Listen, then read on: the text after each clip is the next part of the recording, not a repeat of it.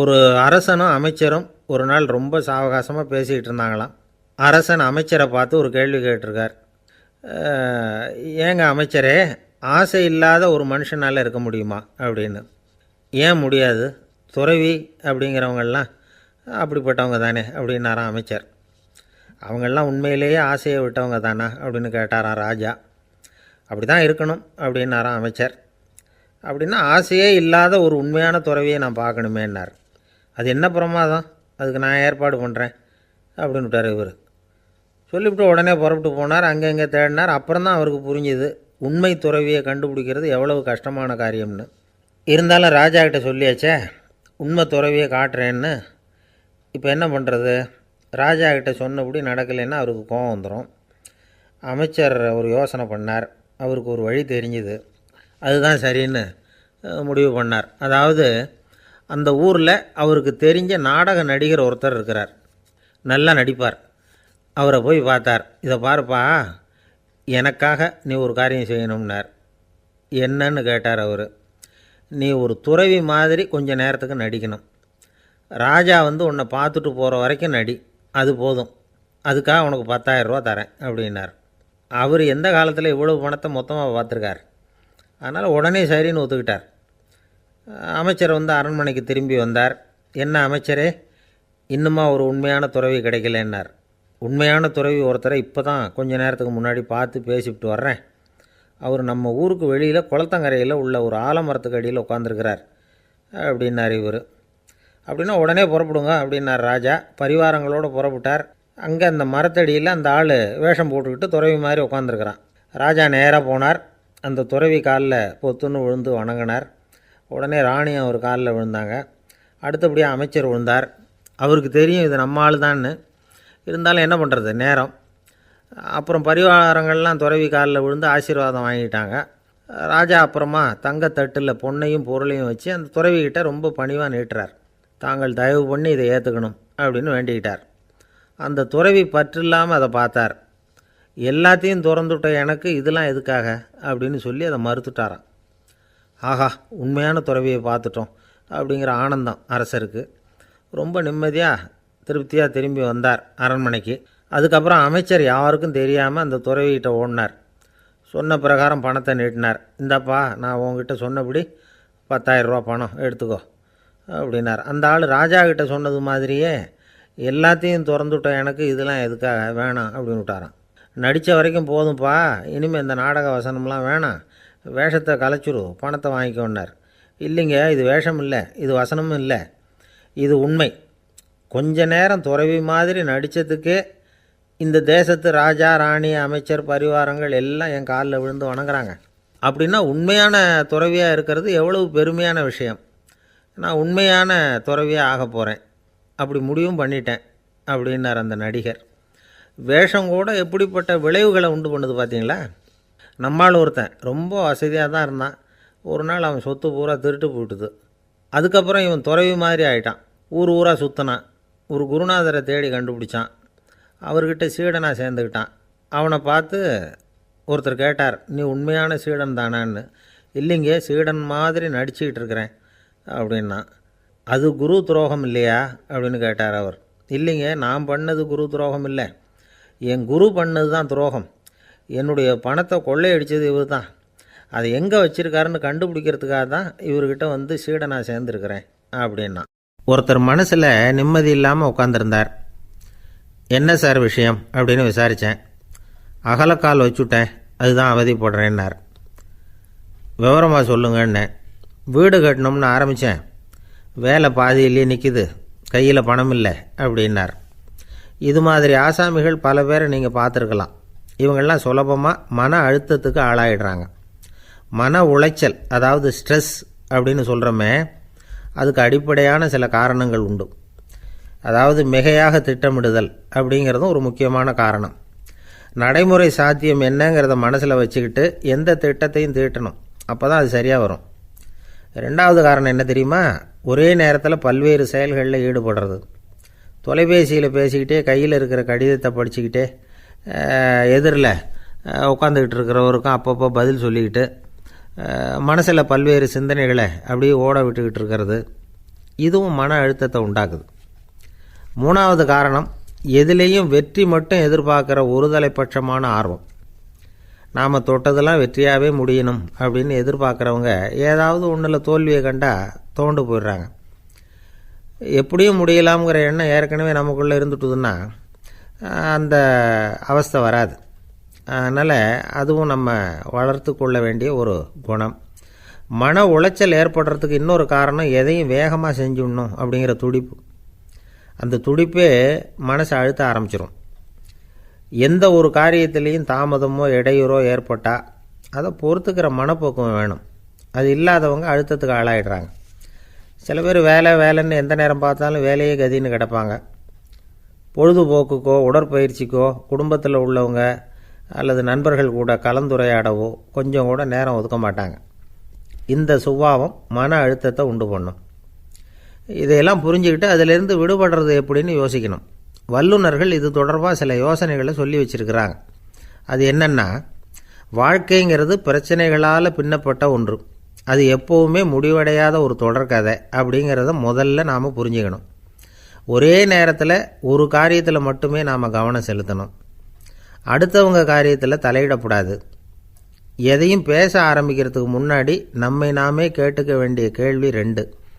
1, நான் சொல்ல போகிறது ரொம்ப முக்கியமானதா? 2வது, நான் சொல்கிறத அவங்க கேட்குறதுக்கு ஆசைப்படுறாங்களா? நான் பேசுகிறதுக்கு அது சரியான நேரம் தானா? இதை யோசித்து பார்த்ததுக்கப்புறம் எதையும் பேச ஆரம்பிக்கணும். முடிஞ்ச அளவுக்கு வளைந்து போகிற சுபாவத்தை வளர்த்துக்கணும். நம்ம நேரம் விலை மதிப்பு இல்லாதது. அதை வீணாக்கக்கூடாது. சிரிக்க தெரியலனாலும் பரவாயில்ல, முகத்தில் கொஞ்சம் புன்முறுவலாவது காட்டணும். இதெல்லாம் ரொம்ப முக்கியம். அடுத்தவங்க ஏதாவது செஞ்சால் உடனே நன்றி சொல்ல மறக்கக்கூடாது. தினமும் கொஞ்சம் நேரத்தை தனிமையில் செலவு பண்ணணும். மன உளைச்சலிருந்து விடுபடுறதுக்கு 3 முக்கிய வழிகள் சொல்கிறாங்க. அதை சுருக்கமாக ரெட் அப்படின்னு சொல்கிறாங்க. RED ஆங்கில எழுத்தில். அந்த முதல் எழுத்து R, அது என்னென்னா ரிலாக்ஸேஷன், அதாவது இடை ஓய்வு. 2வது E எக்ஸர்சைஸ், உடற்பயிற்சி. 3வது டயட், திட்டமிட்ட உணவு முறை. அதனால் தியானம், மூச்சு பயிற்சி இதெல்லாம் இந்த இடை ஓய்வுக்கு வழிகள். எந்த வேலையையும் தொடர்ந்து செய்யக்கூடாது. எல்லார்கிட்டையும் கலகலப்பாக பழகணும். மாதத்துக்கு ஒரு நாளாவது குடும்பத்தோடு வெளியில் போயிட்டு வரணும். சுலபமான உடற்பயிற்சிகளை செய்யலாம். உடற்பயிற்சிங்கிறது நமக்காக நாம் செய்கிற ஒரு நீண்டகால முதலீடு அப்படின்னு சொல்லுவாங்க. அதாவது லாங் டேர்ம் இன்வெஸ்ட்மெண்ட்டாக. அளவோடு சாப்பிட்ணும், மெதுவாக சாப்பிட்ணும். இதெல்லாம் கொஞ்சம் மனசில் வச்சுக்கிட்டு நடந்துக்கிட்டால் மகிழ்ச்சியாக வாழலாம். சில பேர் சாப்பாட்டு விஷயத்தில் ரொம்ப அக்கறை எடுத்துக்கிறது உண்டு. ஒரு குண்டு ஆசாமி சாப்பிட உக்காந்தார். முதல்ல ஒரு மாத்திரை சாப்பிட்டார். எதுக்குன்னு கேட்டோம். பசி எடுக்கிறதுக்குன்னார். சாப்பிட்டு முடித்தார். பிறகு மறுபடியும் ஒரு மாத்திரை சாப்பிட்டார். இது எதுக்குன்னு கேட்டோம். சாப்பிட்டது ஜீரணமாகறதுக்கு அப்படின்னார். ஒரு சின்ன பையன் வந்தான். அவனை பார்த்து ஒரு கேள்வி கேட்டோம். ஏன்ப்பா உங்கள் வீட்டில் அம்மா புத்திசாலியா அப்பா புத்திசாலியா அப்படின்னு. அவன் அலட்சியமாக நம்மளை பார்த்து சிரிக்கிறான். என்ன சார் இது, இந்த காலத்தில் இது கூட தெரியாமல் இருக்கிறீங்களே அப்படிங்கிறான். ஒரு சின்ன பையன் நம்மளை பார்த்து இப்படி கேட்டு விட்டானே அப்படின்னு நினைக்கிறப்போ நமக்கு ஒரு மாதிரி ஆகிடும். அதுக்கப்புறம்தான் இந்த தாத்தா பாட்டிலாம் சொல்கிற ஒரு கதை ஞாபகத்துக்கு வந்தது. அது என்ன கதை தெரியுமா? ஒரு ஊரில் ஒரு அம்மாவும் பிள்ளையும் இருந்தாங்களாம். அந்த மகனுக்கு திடீர்னு தேசாந்திரம் போய் வரணும்னு ஆசை வந்துட்டுது. ஊராக போய் சுற்றி பார்க்கணுங்கிற ஆசை. அந்த அம்மாவுக்கு இது பிடிக்கல. மகனை பிரிஞ்சு இருக்கிறதுக்கு அவங்க மனசு இடம் கொடுக்கல. வேணாப்பான்னு சொல்லி பார்த்தாங்க, அவன் கேட்கல. திடீர்னு புறப்படவும் செஞ்சுட்டான். சரி, இனிமேல் அவனை தடுக்க முடியாதுன்னு முடிவு பண்ணிட்டாங்க அந்த அம்மா. இருந்தாலும் புத்திசாலித்தனமாக ஒரு யோசனை பண்ணாங்க. மகனை கிட்டத்தில் கூப்பிட்டாங்க. அவங்ககிட்ட சொன்னாங்க, இதை பாருப்பா, நீ தேசாந்திரம் போகிறதுன்னு தீர்மானம் பண்ணிவிட்ட. அதை நான் தடுக்கலை, போயிட்டு வந்துடும். ஆனால் போகிறதுக்கு முன்னாடி எனக்கு ஒரு வாக்குறுதி கொடுத்துட்டு போ அப்படின்னாங்க. போகிறப்போ ராத்திரியாக இருந்தாலும் பகலாக இருந்தாலும் சரி, புளிய மரத்து நிழலில் தான் தங்கணும். திரும்பி வர்றப்போ இரவும் பகலும் நீ வேப்ப மரத்து நிழல்லே தங்கணும் அப்படின்னாங்க. சரி, அப்படியே செய்கிறேன்னு சொல்லி வாக்குறுதி கொடுத்தான் பையன். புறப்பட்டு போனான்.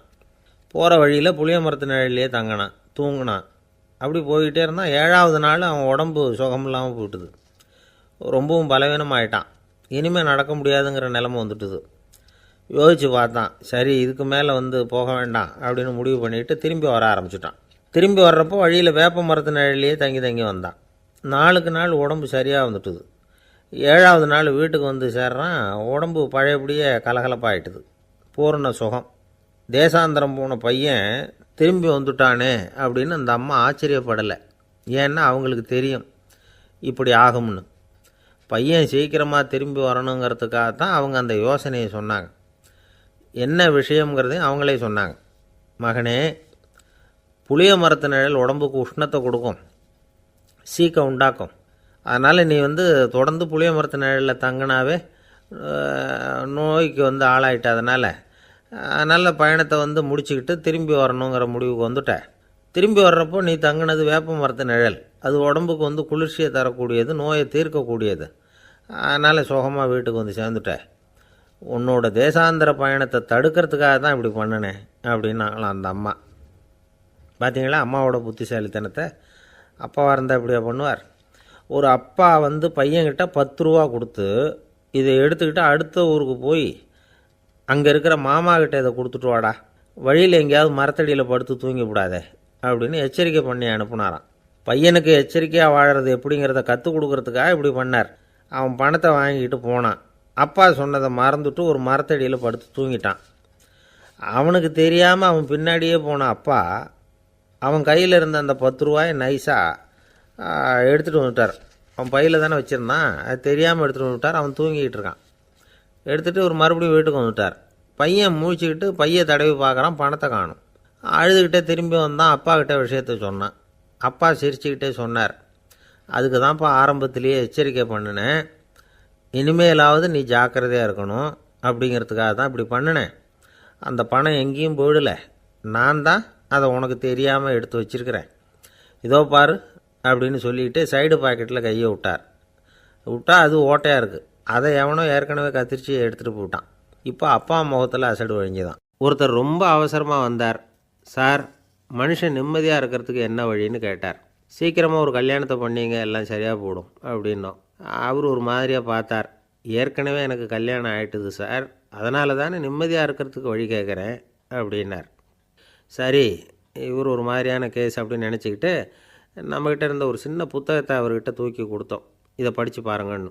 கல்யாணத்துக்கு பிறகும் சந்தோஷமாக இருக்கிறதுக்கு என்ன வழி அப்படிங்கிற கேள்விக்கு அந்த புத்தகத்தில் விளக்கம் இருந்தது. கணவன் மனைவிக்குள்ளே சிக்கல் வராமல் இருக்கிறதுக்கு அதில் சில வழிகளை சொல்லி கொடுத்துருக்குறாங்க. அதெல்லாம் என்னென்ன அப்படிங்கிறத இப்போ பார்க்கலாமா? குடும்பம்னு இருந்தால் கோபம் வரதான் செய்யும். அது வந்துட்டு போகட்டும், பரவாயில்ல. ஆனால் அந்த கோபம் ஒரே நேரத்தில் 2 பேருக்கும் வந்துடாமல் பார்த்துக்கணும். ஒரு சமயத்தில் யாராவது ஒருத்தர் தான் கோபப்படணும், அடுத்தவங்க அமைதியாக இருக்கணும். அதுக்கப்புறம் இவர் அமைதியான உடனே அவங்க ஆரம்பிச்சிக்கலாம். கோபமாக ஏதாவது சொன்னால் உடனே கோபமாக பதில் சொல்லக்கூடாது. கொஞ்சம் பொறுத்து கோபம் தீர்ந்த உடனே அந்த பதிலை சொல்லலாம். அப்போ பதில் கோபமாக இருந்தால் கூட அது அவ்வளோ பெருசாக தெரியாது. அற்ப விஷயத்துக்கெல்லாம் காய்ச்சி மூச்சுன்னு கத்திகிட்டு இருக்கக்கூடாது. உங்கள் 2 பேருக்குள்ளே ஒரு தர்க்கம் ஆரம்பமாயிட்டுதுன்னு வச்சுக்கோங்க. கடுமையாக 2 பேரும் விவாதம் பண்ணுறீங்க. உங்களில் ஒருத்தர் இதில் ஜெயிக்கணும்னா அது நீங்களாக இருக்க வேணாம், அடுத்தவங்க ஜெயிக்கிறதுக்கு நீங்கள் துணையாக இருங்களேன். அப்படின்னா நீங்கள் கொஞ்சம் விட்டு கொடுக்கணும், அவ்வளவுதான். ஏதாவது குத்தம் சொல்லணுமா, செஞ்ச தப்பை சுட்டி காட்டணுமா, விமர்சனம் பண்ணணுமா, பண்ணுங்க, வேணான்னு சொல்லலை. ஆனால் சொன்னதை அப்படி சொல்கிறத கொஞ்சம் அன்பாக இதமாக சொல்லுங்கள். எப்போ நடந்த தவறுகளையெல்லாம் இப்போ போய் மறுபடியும் ஞாபகப்படுத்திகிட்டு இருக்க வேண்டாம். நான் அப்போவே சொன்னேன் இந்த புடவை வேணாம்னு, நீங்கள் தான் கேட்கல, இப்போ பாருங்கள் கிழிஞ்சு போச்சு இப்படின்னு கத்துனாங்க ஒரு அம்மா. எப்போ சொன்னீங்கன்னு கேட்டால் ஒரு 10 வருஷத்துக்கு முன்னாடி தீபாவளி சமயத்தில் அப்படிங்கிறாங்க. அது என்ன இன்னும் அப்படியே புதுசாகவே இருக்கும்? உங்களுக்கு அவர் தான் பெருசு, அவருக்கு நீங்கள் தான் பெருசு. அதை விட இந்த உலகத்தில் வேறு எதுவும் முக்கியம் இல்லைன்னு நினைக்கணும். நீ தான் என்னுடைய உலகம்னு எத்தனை தடவை சொல்லியிருப்பீங்க? அதெல்லாம் வெறும் வசனமாக போயிடக்கூடாது. ஏதாவது ஒரு பிரச்சனையை பற்றி கடுமையாக விவாதம் பண்ணிகிட்டு இருக்கீங்க, அதை அப்படியே பாதியில் விட்டுட்டு படுக்கைக்கு போயிடக்கூடாது. சொச்சத்தை நாளைக்கு பேசிக்கலாம்னு. அப்படி போனால் தூக்கம் வராது. பிரச்சனையை ஒரு முடிவு பண்ணிக்கிட்டு அதுக்கப்புறமா தூங்க போகணும். ஒரு நாளில் ஒரு தடவையாவது உங்கள் ஜோடியை பாராட்டி நல்ல விதமாக கனிவாக ஒரு வார்த்தை சொல்லணும் அப்படின்னு தீர்மானம் பண்ணிங்க. ஏதாவது தப்பு பண்ணிவிட்டீங்கன்னா பரவாயில்ல, அதை ஒத்துக்கிறதுக்கும் மன்னிப்பு கேட்குறதுக்கும் தயாராக இருக்கணும். அது ஒன்றும் கேவலம் கிடையாது. வீட்டுக்குள்ளே தானே கேட்க போகிறீங்க, வெளியில் யாருக்கு தெரிய போதும்? எப்படியோ உங்களுக்குள்ள ஒரு சமரசம் ஆனால் சரிதான். ஒரு தகராறுன்னு எடுத்துக்கிட்டால் குறைஞ்சபட்சம் அதுக்கு 2 பேர் தேவை. தனியாகவே உட்காந்துக்கிட்டு நான் இப்போ தகராறு பண்ணிகிட்ருக்கிறேன் அப்படின்னு யாரும் சொல்ல முடியாது. 2 பேர் தகராறு பண்ணுறாங்கன்னா பொதுவாக அந்த 2 பேரில் யார் அதிகமாக பேசுகிறாங்களோ அவங்க பேரில் தான் தப்பு இருக்கும். அதை மனசில் வச்சுக்கணும். இதெல்லாம் தான் அந்த புத்தகத்தில் போட்டிருக்கிற வழிமுறைகள். இவ்வளவும் சரியாக வரலைன்னா அப்புறமா சொல்லுங்கள், வேறு புத்தகம் ஏதாவது இருக்கான்னு தேடுவோம். ஒரு கணவன் தன்னுடைய மனைவியை அழைச்சிக்கிட்டு ஒரு மனோதத்துவ டாக்டர்கிட்ட வந்தாராம். டாக்டர், எங்களுக்கு கல்யாணம் ஆகி 30 வருஷ காலமாக நாங்கள் ஒரு விஷயத்தில் கூட ஒத்து போனதில்லை அப்படின்னு ஆரம்பித்தார். உடனே அந்த அம்மா குறுக்கிட்டு, அது 30 வருஷம் இல்லை 32 வருஷம் அப்படின்னாங்களாம். இந்த உலகத்தில் எல்லாருக்கும் மகிழ்ச்சி தரக்கூடிய ஒரு பொருள் எது? இது ஒரு முக்கியமான கேள்வி. இந்த கேள்விக்கு பொருத்தமான ஒரு பதிலை உங்களால் சொல்ல முடியுமா? அதாவது கொஞ்சம் யோசித்து பார்த்தா பணம்னு சொல்லலாமா? இப்போ கையில் காசு இல்லாதவங்ககிட்ட ஒரு 10 ரூபாயை கொடுத்தா அது அவனுக்கு சந்தோஷத்தை கொடுக்கும். ஏற்கனவே வருமான வரி பிரச்சனையில் சிக்கி இருக்கிறவர்கிட்ட இன்னும் கொஞ்சம் பணம் இந்தாங்கன்னு சொல்லி கொடுத்தோம்னா அது அவருக்கு சங்கடத்தை தான் கொடுக்கும். அதனால் அந்த கேள்விக்கு பணங்கிறது பொருத்தமான பதிலாக இருக்க முடியாது. கேள்வி என்னென்னா, இந்த உலகத்தில் எல்லாருக்கும் மகிழ்ச்சி தரக்கூடிய ஒரு பொருள் எது? சரி, இனிப்புன்னு சொல்லலாமா? ஏன்னா எல்லாருக்கும் இனிக்க தானே செய்யும். அதுலேயும் ஒரு சிக்கல் இருக்குது. சர்க்கரை வியாதிக்காரங்களுக்கு அது என்ன சந்தோஷத்தையாக கொடுக்கும்? ஆக எல்லாருக்கும் வேறுபாடு எதுவும் இல்லாமல் மகிழ்ச்சியை கொடுக்கக்கூடியது வேறு ஏதோ ஒன்று இருக்குது. அது என்னன்னு கண்டுபிடிக்கணும். அதுதான் இன்றைக்கி தகவல். இப்போ அதை கண்டுபிடிக்கணும்னா இந்த கதையை கேட்கணும். அது என்ன கதைன்னா, ஒரு ஊரில் ஒரு ராஜா இருந்தார். அவருக்கும் இதே சந்தேகம் வந்துட்டுது. அதாவது எல்லாருக்கும் இன்பம் தரக்கூடிய பொருள் எது அப்படின்னு. இதுக்கு பதில் தெரிஞ்சுக்கிறதுக்கு ஆசைப்பட்டார். சரி, அதுக்கு என்ன செய்யலாம்னு யோசனை பண்ணார். நாட்டு மக்களுக்கு பகிரங்கமாக ஒரு அறிவிப்பு கொடுத்தார். நம்ம நாட்டு மக்கள் இன்பம் தரக்கூடிய பொருள் எதுன்னு நினைக்கிறாங்களோ அதை கொண்டுக்கிட்டு வந்து அரண்மனையில் உள்ள கண்காட்சி மண்டபத்தில் வைக்கலாம். அப்படி அவங்க வைக்கிற பொருள்களில் எது எல்லாருக்கும் இன்பம் தரக்கூடியதாக இருக்குமோ அதை வச்சவருக்கு 1000 பொற்காசுகள் பரிசு அப்படின்னு அறிவிப்பு கொடுத்துட்டார். ஜனங்கள் இந்த அறிவிப்பை கேட்டாங்க. அதுக்கப்புறம் சும்மா இருப்பாங்களா?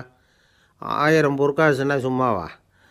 அவங்க கையில் என்னென்ன கிடைச்சதோ அதையெல்லாம் கொண்டாந்து அரண்மனை காட்சி மண்டபத்தில் வச்சுட்டாங்க. அதுக்கப்புறமா ராஜா அங்கே வந்தார். ஒவ்வொன்றா பார்த்துக்கிட்டே வந்தார். முதல்ல ஒரு குயில் இருந்தது, இனிமையாக பாடக்கூடிய குயில். இந்த குயிலோட இன்னிசை எல்லாருக்கும் இன்பம் தரக்கூடியது தான். இருந்தாலும் காது கேட்காதவங்களுக்கு இந்த இசை எப்படி இன்பம் தர முடியும்? அதனால் இது சரியில்லைன்னு விட்டார். அடுத்தபடியாக போனார். அங்கே என்ன வச்சுருக்குறாங்கன்னு பார்த்தா ஒரு அழகான மயில் அங்கே தோகை விரித்து ஆடிக்கிட்டு இருக்குது. இந்த மயிலோட ஆட்டம் மனசுக்கு இன்பம் தரக்கூடியது தான். இருந்தாலும் பார்வை இல்லாதவங்க இந்த ஆட்டத்தை பார்த்து ரசிக்க முடியுமா? முடியாது. அதனால் இதுவும் சரியில்லை அப்படின்னு சொல்லிவிட்டார். அதுக்கு அடுத்தபடியாக போனார். பல வகையான இனிப்பு பண்டங்களை வச்சுருந்தாங்க. பார்த்தார், வயசானவங்களுக்கும் நோயாளிகளுக்கும் இது இன்பம் தராது, துன்பம்தான் கொடுக்கும் அப்படின்னார். இப்படி ஒவ்வொன்றா பார்த்துக்கிட்டே போகிறார். அழகான மலர்கள், கனிகள், ஓவியங்கள் எதுவுமே பொருத்தமாக தெரியல. சகல பேருக்கும் இன்பம் தரக்கூடிய வகையில் எதுவும் இல்லை. கடைசியாக வந்தார். அங்கே ஒரு களிமண் பொம்மை இருந்தது. அது என்ன பொம்மை தெரியுமா? பசியால் வாடி இருக்கிற ஒருத்தருக்கு ஒரு அம்மா இனிமையாக பேசிக்கிட்டு சோறு போடுறது மாதிரி அந்த பொம்மையை செஞ்சுருந்தாங்க. அதுக்கு கீழே அன்பு அப்படின்னு எழுதியிருந்து தான். ராஜா பளிச்சுன்னு ஒரு முடிவுக்கு வந்தார். அந்த பொம்மையை செஞ்ச சிற்பியை வரவழைச்சார், பரிசு கொடுத்தார். அன்பு ஒன்று தான் எல்லாருக்கும் இன்பம் அளிக்கக்கூடிய பொருள். காது கேட்காதவங்களும் அதை கேட்க முடியும், பார்வை இல்லாதவங்களும் அதை பார்க்க முடியும், குழந்தைகளும் அதை உணர முடியும் அப்படின்னு அதுக்கு விளக்கம் கொடுத்தார் அந்த மன்னர். இந்த உலகத்தில் எல்லாருக்கும் மகிழ்ச்சி தரக்கூடிய ஒரு பொருள் அன்பு தான். அதை புரிஞ்சுக்கிட்டு தான் சில கணவன்மார்கள் மனைவி பேரில் ரொம்ப அன்பை காட்டிக்கிறது வழக்கம். ஒரு வீட்டு வாசப்படி பக்கமாக மழைக்கு ஒதுங்கினார் ஒருத்தர். மழை தூரிக்கிட்டு இருந்தது, இருட்டு நேரம். அந்த வீட்டில் இருந்தவர், இன்றைக்கி ராத்திரி வேணும்னா இங்கேயே தங்கிட்டு காலையில் போங்க அப்படின்னார். உடனே இவர் சொன்னார், ரொம்ப நன்றிங்க, ஒரு 10 நிமிஷத்தில் இதை வந்துவிடுறேன் அப்படின்னு சொல்லிவிட்டு எங்கேயோ ஓடினார். 10 நிமிஷம் கழித்து திரும்பி வந்தார். ஆமாம், எங்கே போயிட்டு வந்தீங்கன்னு கேட்டார் வீட்டில் இருந்தவர். நேராக எங்கள் வீட்டுக்கு போய் மனைவிக்கிட்ட இன்றைக்கி ராத்திரி இங்கேயே தங்கிக்கிறேன்னு சொல்லிவிட்டு வந்துவிட்டேன் அப்படின்னார் அவர். அன்பில் இது ஒரு ரகம். என்ன சார், உங்கள் பையன் என்ன செஞ்சுக்கிட்டு இருக்கிறான் இப்போது அப்படின்னு கேட்டார் ஒருத்தர். அடிக்கடி கண்ணாடி முன்னாடி நின்று அழகு பார்த்துக்கிட்டு இருக்கிறான் சார் அப்படின்னார் அப்பா. இளம் பருவம் இப்படி தான் இருக்கும், அதையெல்லாம் சாதாரணமாக நினச்சிடாதீங்க அப்படின்னாரு அவர். என்ன சார் சொல்கிறீங்க, கண்ணாடி முன்னாடி நின்றுக்கிட்டு நேரத்தை வீணாக்கிக்கிட்டு இருக்கான், அதை ஒரு பெரிய விஷயமாக நான் நினைக்கணுமா அப்படின்னாரு இவர். இளம் பருவத்தில் இளைஞர்களுக்கும் சின்ன பொண்ணுங்களுக்கும் அடிக்கடி கண்ணாடியில் பார்க்கணும்னு தோணும். அது வெறுமனே அழகு பார்க்குறது மட்டும் இல்லை, அவங்க தங்களையே தேடி கண்டுபிடிக்கிற ஒரு முயற்சி அது. இது ஒரு மனோதத்துவ விளைவு. இது வரைக்கும் சின்ன பிள்ளையாக இருந்துட்டோம், இனிமேல் நாமளும் மற்றவங்க மாதிரி மனிதர்கள் தான் அப்படிங்கிற உணர்வு அவங்களுக்கு வருது. தங்களோட முகம் எப்படி இருக்குது, அழகு எப்படி இருக்குது, உடம்பு நேரம் எப்படி இருக்குது, முடி எப்படி இருக்குது அப்படிங்கிறதையெல்லாம் கண்டுபிடிக்கிறாங்க. அதுக்கப்புறம் இன்னொரு ஆணோ பொண்ணோ தன்னை கவனிக்கணும் அப்படின்னு நினைக்கிறாங்க. இதெல்லாம் மனோதத்துவ உண்மைகள், இதெல்லாம் இயற்கை. இதை பார்த்துட்டு பெற்றவங்க பிள்ளைங்க கெட்டு போட்டாங்க அப்படின்னு நினைக்கக்கூடாது, அவங்கள திட்டிக்கிட்டே இருக்கக்கூடாது. இன்றைக்கி பல குடும்பங்களில் இதுதான் நடந்துக்கிட்டு இருக்குது. மனுஷ வாழ்க்கையிலேயே இப்படியும் இல்லாத அப்படியும் இல்லாத ஒரு பருவம் இளம் பருவம். 13லேருந்து 19 வயசுக்கு உட்பட்ட ஆண்கள் பெண்கள் இந்த வகையை சேர்ந்தவங்க, டீனேஜ் குரூப். இவங்கள சின்னவங்கன்னு நினச்சிட முடியாது, பெரியவங்கன்னு நினச்சிட முடியாது. இவங்க ரொம்ப சென்சிட்டிவ். சமூகம் நினச்சா இவங்களை நல்லவங்களாகவும் ஆக்கலாம், கெட்டவங்களாகவும் ஆக்கலாம். கொஞ்சம் அக்கறை எடுத்துக்கிட்டால் பெரிய பெரிய மேதைகளையும் விஞ்ஞானிகளையும் உருவாக்கலாம். ஆனால் நடக்கிறது என்ன தெரியுமா, அநேகமாக இவங்களை யாருமே சரியாக புரிஞ்சுக்கிறது இல்லை, இவங்களை சரியாக நடத்துறதும் இல்லை. இது வரைக்கும் நாம் சொல்கிறத கேட்டுக்கிட்டு இருந்தான், இப்போல்லாம் அவன் இஷ்டத்துக்கு நடக்க ஆரம்பிச்சுட்டான் அப்படின்னு வருத்தப்படுற பெற்றோர்கள் அதிகம். இது வருத்தப்படுற விஷயம் இல்லை, சந்தோஷப்பட வேண்டிய விஷயம். உங்கள் புள்ள சொந்தமாக யோசிக்க ஆரம்பிக்கிறதும் நடந்துக்க ஆரம்பிக்கிறதும் ஒரு தப்பான விஷயமா? அவன் கடைசி வரைக்கும் உங்கள் பேச்சையே கேட்டுக்கிட்டு இருக்கணுங்கிறது என்ன நியாயம்? இன்றைக்கி இளைஞர்களை பெரியவங்க தப்பாக புரிஞ்சுக்கிட்டு தவறாக நடத்துறதுனால தான் அவங்களுக்கு வெறுப்பு, எரிச்சல், மனக்கசப்பு எல்லாம் உண்டாகுது. பெற்றவங்க சரியாக மதிக்கிறது இல்லை அப்படிங்கிற ஒரே காரணத்தினாலேயே வீணாக போகிற பிள்ளைங்க இன்றைக்கி அதிகம். சரி, பெற்றவங்களுக்கு இன்றைக்கி என்ன தான் புத்தி சொல்ல வர்றீங்க அப்படின்னு கேட்குறீங்களா? நாம் எதையும் சொல்ல வரல, ஆனால் அது சம்பந்தமான சில நிபுணர்கள் சொல்லியிருக்கிறத உங்கள் காதில் போட்டு வைக்கலாம். அது என்னென்னா, பிள்ளைங்க கிட்ட அன்பு செலுத்துங்க. குழந்தையாக இருந்தப்போ எவ்வளவு பாசமாக இருந்தீங்க, வளர வளர அதை ஏன் குறைச்சிக்கிறீங்க? பெற்றவங்களின் அன்பான வார்த்தைகளுக்கு ஏங்குறவங்க தான் இன்றைய இளைஞர்கள்.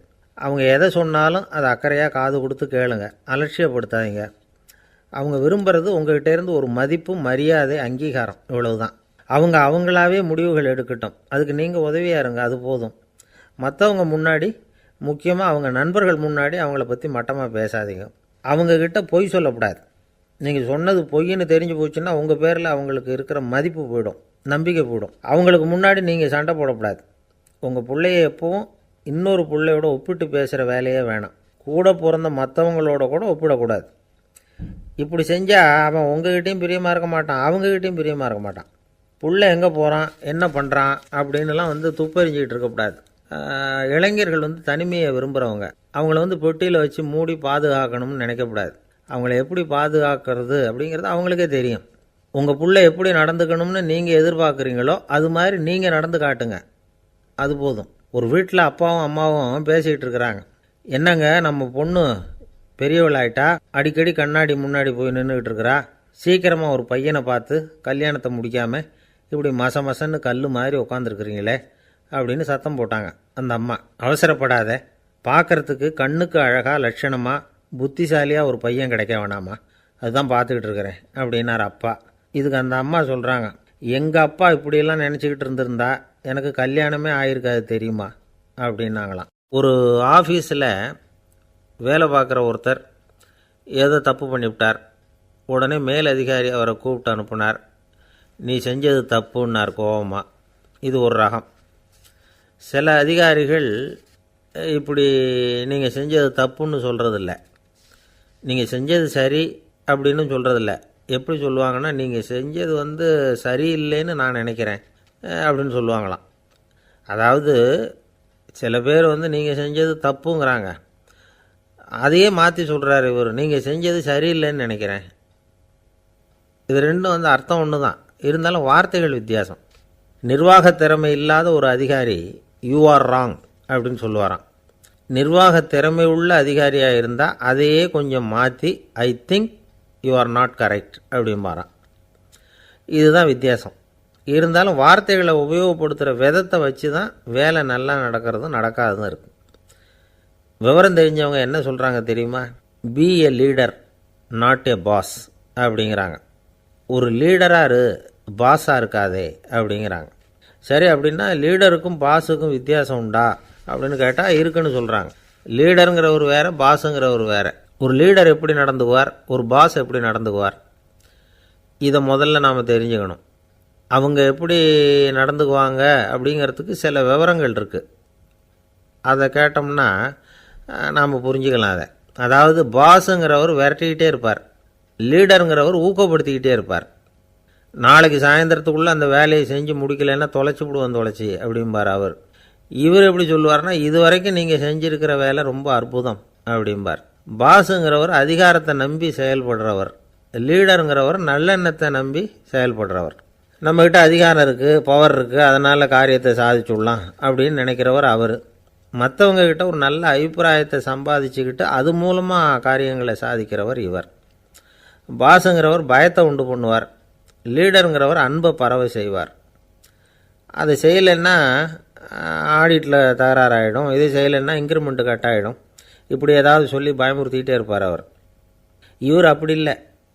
உடம்பு இப்படி இருக்குது, வீட்டில் எல்லோரும் சௌக்கியமாக இருக்கிறாங்களா, ஆஃபீஸில் எல்லாம் வசதியாக இருக்குதா, நான் ஏதாவது உதவி செய்யணுமா அப்படின்னு அன்புக்கு முக்கியத்துவம் கொடுப்பார். பாஸுங்கிறவர் எதுக்கெடுத்தாலும் நான் சொல்லிகிட்டு இருப்பார், லீடருங்கிறவர் நாமன்னு சொல்லிகிட்டு இருப்பார். பாஸுங்கிறவர் தப்புக்கு காரணம் யாருன்னு பார்ப்பார், லீடருங்கிறவர் தப்பு என்னன்னு பார்ப்பார்.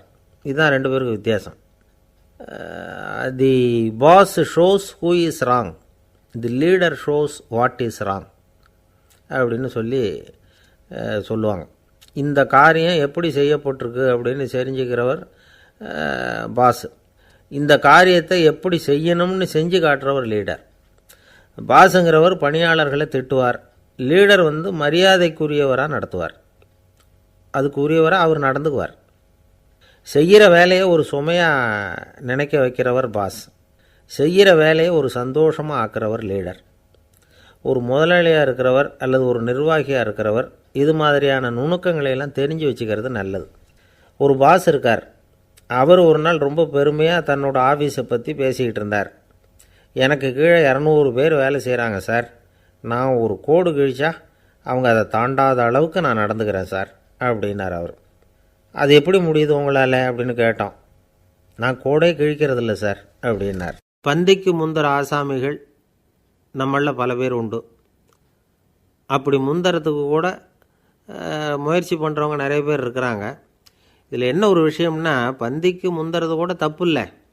ஆனால் அப்படி ஒரு விருந்தில் ஆளாக போய் உட்காந்து சாப்பிட்டா கூட வெளியில் வர்றப்ப என்ன பெரிய விருந்து வச்சுட்டான், சாம்பாரில் உப்பு இல்லை, ரசத்தில் காரம் இல்லை அப்படின்னு குறை சொல்லிகிட்டே வர்றது இருக்குது பாருங்கள், அது சரியில்லை, நாகரிகமும் இல்லை. கல்யாண பத்திரிகையில் என்ன போட்டிருக்குது, என் பொண்ணுக்கும் இன்னார் பையனுக்கும் கல்யாணம், எல்லாரும் குடும்பத்தோடு வந்திருந்து மணமக்களை ஆசீர்வதிக்கணும், இப்படி தானே போட்டிருக்கோம். குடும்பத்தோடு விருந்து சாப்பிட்டு சாப்பாடு எப்படி இருக்குன்னு அபிப்பிராயம் சொல்லிவிட்டு போங்க அப்படின்னா போட்டிருக்கு கல்யாண பத்திரிகையில். ஒருத்தர் வீட்டு விசேஷத்துக்கு போயிருக்கோம்னா எவ்வளவோ அசௌகரியங்கள் நமக்கு ஏற்படலாம். ஏராளமான கூட்டம் வந்திருக்கும், எல்லாரையும் அவங்க தனித்தனியாக கவனிச்சிக்கிட்டு இருக்க முடியாது. நாம் தான் அனுசரித்து நடந்துக்கணும். நாமளாக போய் வாழ்த்த வேண்டியவங்களை வாழ்த்தி விட்டு சேரணும். அதை விட்டுட்டு பத்திரிக்கை கொடுத்தானேன்னு போனேன், கவனிப்பே சரியில்லை அப்படின்னு புலம்பிக்கிட்டு இருக்கக்கூடாது. ஒரு விருந்துக்கு போனால் அங்கே எப்படி நடந்துக்கணும் அப்படிங்கிறத பற்றி கூட அனுபவசாலிகள் சில விவரங்கள்லாம் சொல்லியிருக்கிறாங்க. இந்த காலத்தில் கல்யாணம், பிறந்த நாள், அது இதுன்னு நிறைய விருந்துகள் நடக்குது. அதெல்லாம் எதுக்காக? மனித உறவுகளை வளர்த்துக்கிறதுக்காக தான், வேறு எதுக்கு? ஒரு விருந்துக்கு போனால் அமைதியாக பொறுமையாக போய் உட்காரணும். அடித்து பிடிச்சிக்கிட்டு இடத்த பிடிக்க போகிறேன் அப்படின்னு நிற்கக்கூடாது. முதல் பந்தி நடந்துக்கிட்டு இருந்தால் அது முடிஞ்சு இலை எடுத்து சுத்தம் பண்ணதுக்கு அப்புறம் போய் உட்கார்றது தான் நாகரீகம். இலை எடுக்கிறதுக்கு முன்னாடி அங்கே போய் உட்காந்தா நல்லா இருக்காது. நீங்கள் சாப்பிட்டுட்டு உட்காந்துருக்கீங்களா, சாப்பிட்றதுக்கு உட்காந்துருக்கீங்களா, பார்க்குறவங்களுக்கு சந்தேகம் வந்துடும். அதே மாதிரி இலையில் எல்லா ஐட்டமும் பரிமாறினதுக்கு அப்புறம் சாப்பிட ஆரம்பிக்கணும். ஒவ்வொரு ஐட்டமாக வைக்க நாம் பாட்டுக்கு எடுத்து உள்ளே தள்ளிகிட்டே இருந்தோம்னா எதை வச்சோம் எதை வைக்கலன்னு பரிமாறினவரே குழம்பி போயிடுவார். ஏன்னா எப்போ பார்த்தாலும் இலை காலியாகவே இருக்கும். சாப்பிட்றப்போ உங்கள் சாப்பாட்டையே நீங்கள் கவனிக்கணும். அடுத்தவங்க இலையில் என்ன இருக்குது, பக்கத்தில் இருக்கிறவர் எதை அதிகமாக சாப்பிட்றார், இதெல்லாம் நமக்கு என்னத்துக்கு? எல்லோரும் சாப்பிட்டு முடிக்கிற வரைக்கும் பொறுமையாக இருக்கிறது தான் நல்லது. நீங்கள் மட்டும் திடீர்னு பாதியில் எழுந்திரிச்சு பக்கத்தில் இருக்கிறவங்களுக்கு சங்கடமாக இருக்குமேங்கிறதெல்லாம் யோசிக்காமல் நீங்கள் பாட்டு எழுந்திரிச்சு போகக்கூடாது. பக்கத்தில் உள்ளவங்க உங்களை எழுந்திரிக்க சொன்னால் எழுந்திரிச்சு போகலாம். விருந்துகளில் சாப்பாட்டை வீணாக்கிறதே ஒரு நாகரிகமாக போட்டுது இந்த காலத்தில். சாப்பாட்டுக்கே கஷ்டப்பட்டுக்கிட்டு பல பேர் இந்த உலகத்தில் இருக்கிறப்போ சாப்பாட்டை வீணாக்கிறது எவ்வளோ பெரிய மோசங்கிறத நினச்சி பார்க்கணும். வேணுங்கிற அளவுக்கு கேட்டு வாங்கி சாப்பிட்றது தான் முறை. விருந்தில் இந்த பஃபே அப்படின்னு சொல்லி ஒரு முறை சொல்கிறாங்கல்ல, அதாவது உணவு வகைகளையெல்லாம் பொதுவாக ஒரு இடத்துல வச்சுடுறது, நமக்கு தேவையானதை நாமே எடுத்து ஒரு தட்டில் போட்டுக்கிட்டு சாப்பிட வேண்டியது. இதில் கூட சில பேர் தேவைக்கு அதிகமாக எடுத்து போட்டுக்கிட்டு வீணாக்குறாங்க. சில சமயம் கடைசியாக சாப்பிட போகிறவங்களுக்கு எல்லா ஐட்டமும் கிடைக்காம போகலாம். அதை போய் பெருசு பண்ணிகிட்டு இருக்கக்கூடாது. என்ன சார் இந்த அளவுக்கு கூடவா நாகரிகம் தெரியாமல் இருக்கிறோம், இதை போய் பெருசாக சொல்ல வந்துட்டீங்களே அப்படின்னு நினைக்கலாம். ஒருத்தர் 2 பேருக்கு இந்த விவரம் தேவைப்படலாம். அவங்க காதலையும் இது விழட்டுமேங்கிறதுக்காக தான் இது. ஒரு பெரிய கல்யாண விருந்து நடந்துக்கிட்டு இருந்தது. விருந்து மண்டபத்து வாசலில் ஒருத்தர் நின்றுக்கிட்டு வர்றவங்களையெல்லாம் ரொம்ப மரியாதையாக வணங்கி உள்ளே அனுப்பி வச்சுக்கிட்டு இருந்தார். எப்படி தெரியுமா? வர்றவங்க கையெல்லாம் பிடிச்சி முத்தம் கொடுத்து அதுக்கப்புறம் உள்ளே அனுப்பி வச்சுக்கிட்டு இருந்தாராம். கூட்டம்லாம் முடிஞ்சதுக்கப்புறம் அவர்கிட்ட போய் கேட்டிருக்கிறாங்க, சார் நானும் எவ்வளவோ விருந்துகளுக்கு போயிருக்கிறேன், இருந்தாலும் இவ்வளவு மரியாதையாக வர்றவங்க கைக்கெல்லாம் முத்தம் கொடுத்து வரவேற்கிறத இங்கே தான் பார்க்குறேன் அப்படின்னு சொன்னாங்க. அதுக்கு அவர் சொன்னார், அட போங்க சார், நான் முத்தம் கொடுக்கல, முந்தின பந்திக்கு சாப்பிட்டவங்களே அடுத்த பந்திக்கும் வர்றாங்களான்னு மோந்து பார்த்து அனுப்பி வச்சுக்கிட்டு இருந்தேன் அப்படின்னார். அம்மாக்காரங்களுக்கு அடிக்கடி ஏற்படுற கவலை ஒன்று உண்டு. அதாவது குழந்தை சரியாக சாப்பிட மாட்டேங்குதே அப்படிங்கிற கவலை. இவங்கெல்லாம் ஒரு விஷயத்தை நல்லா புரிஞ்சுக்கணும். குழந்தைகள்ங்கிறவங்க பெரியவங்க மாதிரி இல்லை. அவங்க கடிகாரத்தில் மணியை பார்த்துட்டு சாப்பிட்றதுக்கு உட்கார்ற ரகம் கிடையாது. பசிச்சா சாப்பிடுவாங்க, இல்லைன்னா விளையாடுவாங்க அல்லது தூங்குவாங்க. அது புரியாமல் அவங்கள கட்டாயப்படுத்தி அல்லது மிரட்டி சாப்பிட வைக்கிறது ரொம்ப தப்பு. ஒரு 8 மாத குழந்தைக்கு 3 மணி நேரத்துக்கு ஒரு தடவை பசிக்கும். அந்த நேரம் பார்த்து சாப்பாடு கொடுத்தா அடம் பண்ணாமல் அது பாட்டுக்கு சாப்பிட்றோம். அதே குழந்தைக்கு 1 வயசு ஆகிறப்போ 4 மணி நேரத்துக்கு ஒரு தடவை பசிக்கும்.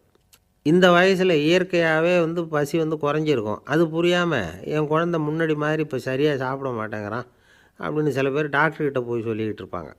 இன்னொரு விஷயம், ஒரு குழந்தைக்கு வயசு அதிகமாகிற வேகத்துக்கு உடம்பு எடையும் அதிகமாகிக்கிட்டே போகாது. உடம்பு எடை அதிகமாகிற வேகம் குறைஞ்சிக்கிட்டே வரும். 6 மாத குழந்தைக்கு ஒரு வாரத்தில் 150 கிராம் எடை கூடும். ஒரு வயசில் வாரத்துக்கு 71 கிராம் எடை கூடும். இது புரியாமல் அதிகமாக சாப்பாட்டை கொடுத்து குழந்தைய கஷ்டப்படுத்தக்கூடாது. ஏன்னா அளவுக்கு மீறின உணவு அஜீரணத்தை உண்டு பண்ணிவிடும். குழந்தைக்கு ஒரு தட்டில் கொஞ்சமாக ஆகாரத்தை வச்சு கொண்டுகிட்டு போய் கொடுக்கணும். மலை மாதிரி குவிச்சு வச்சா அதை பார்த்ததுமே பசி அடங்கி போயிடும். அடித்து மிரட்டி பயமுறுத்தி குழந்தைய சாப்பிட வைக்கிற பழக்கம் இருக்குது பாருங்கள், அதுக்கு ஃபுட் ஃபோர்ஸிங் அப்படின்னு பேர். இப்படி பண்ணுனா குழந்தைக்கு சாப்பாட்டில் விருப்பம் குறைஞ்சிரும், அதை கண்டாவே வெறுக்க ஆரம்பிச்சிடும். அது மாதிரி உளம் சார்ந்த பசி குறைவு, சைக்கோஜெனிக் அனோரெக்சியா, அது ஏற்படுமா. சாப்பாடுங்கிறதே ஒரு தண்டனை மாதிரி தோணும். குழந்தைகளுக்கு பிடிச்ச மாதிரியான ஆகாரத்தை கொடுக்கணும். சத்து அதிகம் இருக்குங்கிறதுக்காக அதுக்கு பிடிக்காத ஆகாரத்தை கொடுத்து கட்டாயப்படுத்தக்கூடாது. குழந்தைகளுக்கு 2 வயசு ஆகிறப்போ இயற்கையாகவே எதிர்மறை குணம் உண்டாகும். அதாவது அந்த எதிர்மறையாக பேசுகிறது. இது மாதிரி சமயங்களில் நாம் என்ன சொல்கிறோமோ அதுக்கு நேர்மாறாக நடந்துக்கும். ஏட்டிக்கு போட்டி. சாப்பிட சொன்னால் விளையாட போவோம், விளையாட சொன்னால் சாப்பாடு கேட்கும். இதை புரிஞ்சுக்கிட்டு நடந்துக்கணும். குழந்தை சொன்ன பேச்சை கேட்கலேன்னு கோவப்படக்கூடாது. குழந்தை வளர வளர பிடிவாத குணம் வர்றது சகஜம். கேட்டதை வாங்கி கொடுத்தா தான் சாப்பிடுவேன் அப்படின்னு பிடிவாதம் பண்ணும். வாங்கி கொடுத்துடுறது தான் உத்தமம். நீங்களும் அதுக்கிட்ட பிடிவாதம் பண்ணிகிட்டு இருக்கக்கூடாது. ஏன்னா கேட்டது கிடைக்கலையேங்கிற ஏமாற்றம் கூட குழந்தையோட பசியை குறைச்சிரும். கேட்டது கிடைச்சிட்டா பசி அதிகமாகும். கொடுத்ததை மலமலன்னு சாப்பிட்றோம். குழந்தைகளுக்கு கண்ட நேரத்தில் சாப்பிட்றதுக்கு எதையாவது வாங்கி கொடுத்துக்கிட்டு இருந்தால் சாப்பாட்டு நேரத்தில் சாப்பிடாமல் அடம் பண்ண ஆரம்பிச்சிடும். பள்ளிக்கூடம் போகிற பிள்ளைங்க காலை உணவை சரியாக சாப்பிட மாட்டாங்க. அச்சம், அவசரம், பரபரப்பு இதெல்லாம் தான் காரணம். பள்ளிக்கு புறப்படுறதுக்கு ஒரு 3/4 மணி நேரத்துக்கு முன்னாடியே சாப்பாடு போட்டுருங்க, அது சரியாக போடும். படிக்கிற குழந்தைகள் உடல் சோர்வு, மனச்சோர்வு இது காரணமாக கூட சாப்பிட மறுக்கிறது உண்டு. இப்போ உதாரணமாக சாயந்தரம் விளையாடி விட்டு வீட்டுக்கு வந்ததும் சாப்பிட சொன்னால் வேணாம்பாங்க. இது உடல் சோர்வு. ரொம்ப நேரம் வீட்டு பாடங்களை செஞ்சு முடித்த கையோடு சாப்பிட சொன்னாலும் அவங்களால சரியாக சாப்பிட முடியாது. இது உளச்சோர்வு, அதாவது மனச்சோர்வு. இதை தவிர குழந்தைகளுக்கு உடல்நலக்குறைவு ஏற்பட்டால் கூட சாப்பிட மறுக்கிறது உண்டு. சில மருந்து மாத்திரைகள் கூட பசியை குறைச்சிரும். அதனால் சரியாக தெரிஞ்சுக்கிட்டு குழந்தைகளை சாப்பிட வைக்கணும். அது புரியாமல் கையில் சாப்பாட்டு தட்டை வச்சுக்கிட்டு குழந்தைகளை விரட்டிக்கிட்டு அலையக்கூடாது. ஒரு சின்ன பையன் சொன்னான், எங்கள் அம்மா சாப்பாடு போடுறது தெரிஞ்சால் நான் உடனே வீட்டை விட்டு வெளியில் ஓடி போடுவேன் அப்படின்னா. ஏன் அப்படி பண்ணுறேன்னு கேட்டோம். எங்கள் அப்பா கூட அது மாதிரி தான் சார் பண்ணுவார் அப்படிங்கிறான். ஒரு பல்கலைக்கழகம், அங்கே ஒரு இலக்கிய பேராசிரியர், அவர் பாடம் நடத்திக்கிட்டு இருந்தார். ராபர்ட் ப்ரௌனிங் எழுதிய கவிதைகளை பற்றி சொல்லிகிட்டு இருக்கிறார். மாணவர்களும் ரொம்ப அக்கறையாக அதை கேட்டுக்கிட்டு இருக்கிறாங்க. ஒரு குறிப்பிட்ட கவிதையை பற்றி சொல்லும் பொழுது அந்த பேராசிரியருக்கே ஒரு சந்தேகம். அதாவது அந்த கவிதையின் சரியான அர்த்தம் என்னங்கிறதுல சந்தேகம். பேராசிரியர் யோசனை பண்ணார். அந்த கவிதையை முழுசாக புரிஞ்சிக்க முடியல. அதனால் மாணவர்களை பார்த்து சொன்னார், மாணவர்களே, ஒரு நாள் பொறுத்துங்க. இந்த கவிதையை எழுதின கவிஞர் எங்கள் வீட்டுக்கு பக்கத்தில் தான் இருக்கிறார். இன்றைக்கி சாயந்தரம் நான் அவரை நேரிலேயே போய் பார்க்குறேன். பார்த்து இதுக்கு என்னங்க அர்த்தம்னு கேட்டுக்கிட்டு வந்துவிடுறேன். அதுக்கப்புறம் உங்ககிட்ட சொல்கிறேன் அப்படின்னாராம். அன்றைக்கி சாயந்தரமே அந்த பேராசிரியர் கவிஞரை தேடிக்கிட்டு போயிட்டார். கவிஞர் அவங்க வீட்டில் அவர் பாட்டு உட்காந்துருந்தாராம். இவர் போய் அவர் முன்னாடி உட்காந்தார். அப்புறம் கேட்டார், ஐயா, அந்த கவிதையின் முழு பொருள் என்னன்னு தெரிஞ்சுட்டு போகிறதுக்காக வந்திருக்கிறேன் அப்படின்னாராம். எந்த கவிதை அப்படின்னாராம் அவர். இவர் அந்த கவிதையை சொல்லியிருக்கார். கவிஞர் கொஞ்சம் யோசனை பண்ணிவிட்டு அப்புறம் சொன்னாராம், பேராசிரியரே, நீங்கள் கொஞ்சம் தாமதமாக வந்துட்டீங்கன்னாராம். இவருக்கு ஒன்றும் புரியல. நீங்கள் என்ன சொல்கிறீங்க? நான் தாமதமாக வந்துட்டேன்னா? நீங்கள் தான் உயிரோடு இருக்கிறீங்களே, அப்படி இருக்கும்பொழுது நான் தாமதமாக வந்துவிட்டேன்னா அது எப்படி அப்படின்னு இவர் குழம்பியிருக்கிறார். இப்போ கவிஞர் சொன்னாராம், ஐயா, நான் உயிரோடு இருக்கிறேன்னா இல்லையாங்கிறது முக்கியம் இல்லை. நான் அந்த கவிதை வரிகளை எழுதினப்போ 2 பேருக்கு அதோட அர்த்தம் தெரிஞ்சிருந்தது. இப்போ ஒரே ஒருத்தருக்கு தான் அதோட அர்த்தம் தெரியும் அப்படின்னாராம். பேராசிரியர் யோசனை பண்ணியிருக்கார். அப்படின்னா அந்த ஒருத்தர் கவிஞர் ராபர்ட் ப்ரௌனிங்கை தவிர வேறு யாராக இருக்க முடியும்? இவர் தான் அப்படிங்கிறத அவர் மனசில் நினச்சிக்கிட்டார். அதனால் சொன்னார், ஐயா, நான் தாமதமாக வரல, அந்த கவிதையின் பொருள் என்ன அது சொல்லுங்கன்னார். பேராசிரியரே, நான் சொல்கிறது உங்களுக்கு புரியலைன்னு நினைக்கிறேன். நான் இந்த வரிகள் எழுதினப்போ 2 பேருக்கு அதோட அர்த்தம் தெரிஞ்சிருந்தது. அந்த 2 பேர் யாருன்னா, ஒருத்தர் ராபர்ட் ப்ரௌனிங், அதாவது நான், இன்னொருத்தர் கடவுள். இப்போ அது கடவுளுக்கு மட்டும்தான் தெரியும். நானே இதை பற்றி பல தடவை யோசனை பண்ணி பார்த்தேன். இது ரொம்ப அழகானது, ஆனாலும் ரொம்ப வழுக்கலானது. அதை பிடிச்சிட்டோம்னு நினச்சிக்கிட்டு இருக்கும் பொழுதே காற்று மாதிரி அது உங்ககிட்ட இருந்து ஓடி போயிடுது. எனக்கு ரொம்பவும் வருத்தமாக தான் இருக்குது. நிச்சயமாக நான் தான் இந்த வரிகளை எழுதியிருக்கிறேன். அதில் அர்த்தம் இருக்குங்கிறது எனக்கு தெரியும். அதை நான் உணர்கிறேன். ஆனால் நீங்கள் என்னை மன்னிக்கணும். எனக்கே கூட அதை என்னால் விளக்க முடியல. அப்படி இருக்கும் பொழுது உங்களுக்கு எப்படி அதை நான் விளக்க முடியும் அப்படின்னாராம் அந்த கவிஞர். அனுபவிக்கப்படக்கூடிய எல்லாமே விளக்கப்படக்கூடிய ஒன்றல்ல, விளக்கப்படும் எல்லாமே அனுபவிக்கப்படக்கூடிய ஒன்றல்ல அப்படிங்கிறது ஞானிகளுடைய கருத்து. அதுக்காக தான் அந்த சம்பவம். வாழ்க்கையில் நீங்கள் தொடர்ந்து ஆய்வு செய்து கொண்டே இருக்கக்கூடிய விளக்கங்களை ஒருபோதும் அடைய முடியாத பரிமாணங்கள் இருக்கிறதுனால தான் அது அலுப்பு தட்டாமல் இருக்குது. உங்களால் நிறைய அனுபவிக்க முடியும். இருந்தாலும் நீங்கள் அனுபவித்து அறிந்த விஷயங்கள் கூட வார்த்தைகளால் விளக்கப்பட முடிவதில்லை அப்படிங்கிறது பெரியோர் சிந்தனை. இதெல்லாம் ஒரு பக்கம் இருக்கட்டும். நமக்கு தெரிஞ்ச பேராசிரியர் ஒருத்தர் 1 மணி நேரம் ரொம்ப விவரமாக வகுப்பு எடுத்தார். கடைசியாக சொன்னார், மாணவர்களே, ரொம்பவும் எளிமையாக விளக்கமாக எல்லா விவரமும் சொல்லியிருக்கிறேன். அதனால் இதில் உங்களுக்கு சந்தேகம் வர்றதுக்கு வாய்ப்பே இல்லை. இருந்தாலும் கேட்க வேண்டிய கடமை கேட்குறேன். இது வரைக்கும் நடத்தினதில் யாருக்காவது ஏதாவது சந்தேகம் உண்டா அப்படின்னு கேட்டாராம். எனக்கு ஒரே ஒரு சந்தேகம்தான் சார் அப்படின்னு எழுந்திரிச்சு நிற்கிறான் ஒருத்தன். என்னன்னு கேட்டாராம். இது வரைக்கும் நீங்கள் என்ன பாடம் சார் நடத்துனீங்க அப்படின்னானான் அவன். அந்த ஆள் என்னை கண்ணாப்புண்ணான்னு திட்டிவிட்டான் சார். அதை நினச்சா எனக்கு ரொம்ப வருத்தமாக இருக்குது அப்படின்னு சொல்லி கவலைப்பட்டார் ஒருத்தர். இதில் கவலைப்படுறதுக்கு என்ன இருக்குது அப்படின்னார் ஒரு பெரியவர். அவர் ஒரு மகான். என்ன சார் இப்படி சொல்கிறீங்க? ஒருத்தர் நம்ம பார்த்து திட்டுனா வருத்தமாக இருக்காதா அப்படின்னார். அது எப்படி வருத்தமாக இருக்கும்? திட்டுறதுங்கிறது என்ன? அது வெறும் சத்தம் தானே அப்படின்னார் அந்த பெரியவர். நம்ம ஆளுக்கு தலையை பிச்சுக்கலாம் போல் இருந்தது. இருக்காத அப்படின்னா நமக்கே அப்படி தானே தோணுது. அந்த பெரியவர் சொல்கிறது ரொம்ப பெரிய விஷயம். அதை நாம் புரிஞ்சிக்க முயற்சி பண்ணலாம்னா நடைமுறை வாழ்க்கைக்கு அது ஒத்து வர்றது மாதிரி தெரிய மாட்டேங்குது. இருந்தாலும் அந்த பெரியவர் அதுக்கு என்ன தான் விளக்கம் கொடுக்குறாருன்னு பார்ப்போமே. ஒரு ரயில் போயிட்டுருக்கு. அதில் ஒரு சாது போயிட்டுருக்கார். அந்த ரயில் அவர் ஹரித்வாரம் போயிட்டுருக்கார். அவர் ரயிலில் ஏகப்பட்ட கூட்டம்.